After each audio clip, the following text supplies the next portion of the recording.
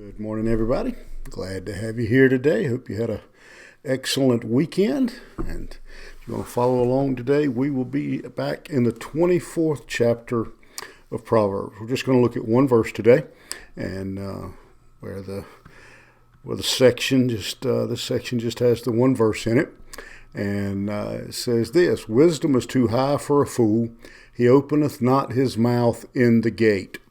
So this is a warning to anyone who seeks to be wise to remember that the foolish man cannot understand the wisdom that we are trying to govern our life by.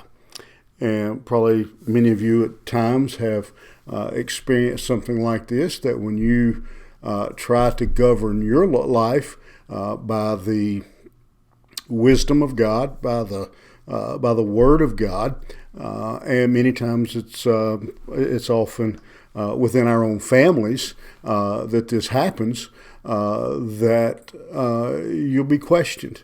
Why are you doing that? Why don't you do this? Two examples that I can think of is perhaps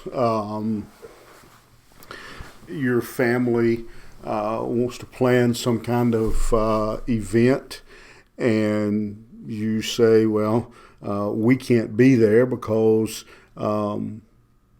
we'll have church that day."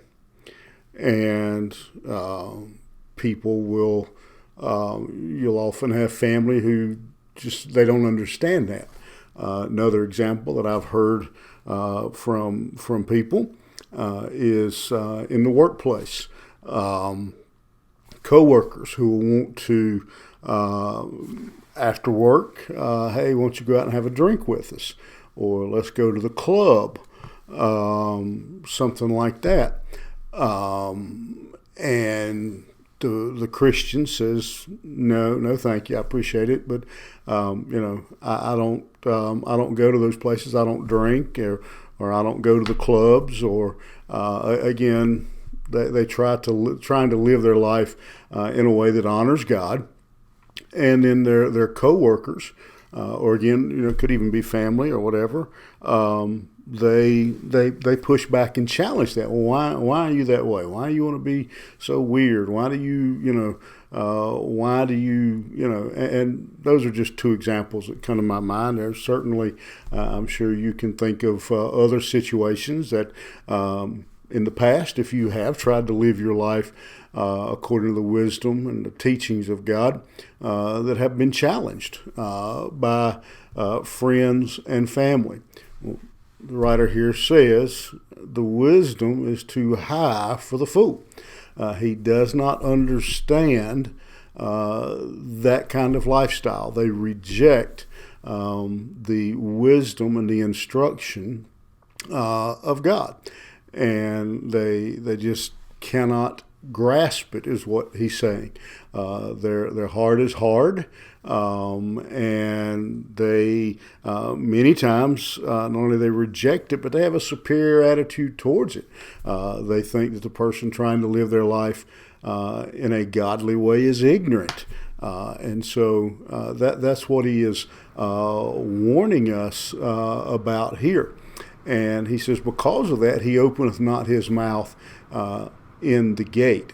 What he's talking about there is in biblical times, the leaders of the city would gather at the gates of the city, and that is where they would conduct basically the business of the city, conduct the crucial decisions, and have debate and discussion about various topics. So he's saying this kind of person, they weren't even allowed to be part of that conversation because they just didn't understand. They rejected wisdom. Now, we have talked about this several times coming through the book of Proverbs, that we do need to seek out others and their counsel.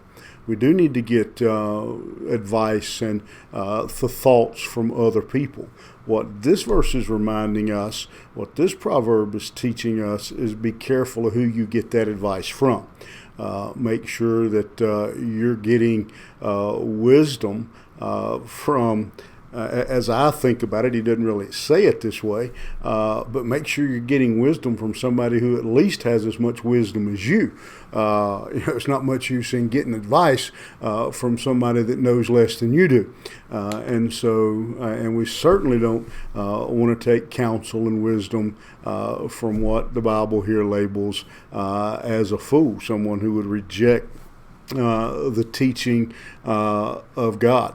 And so it's good advice for us, good counsel today, to be careful that we don't get our counsel from a foolish man, one that wouldn't even be allowed to speak at the gates of the city.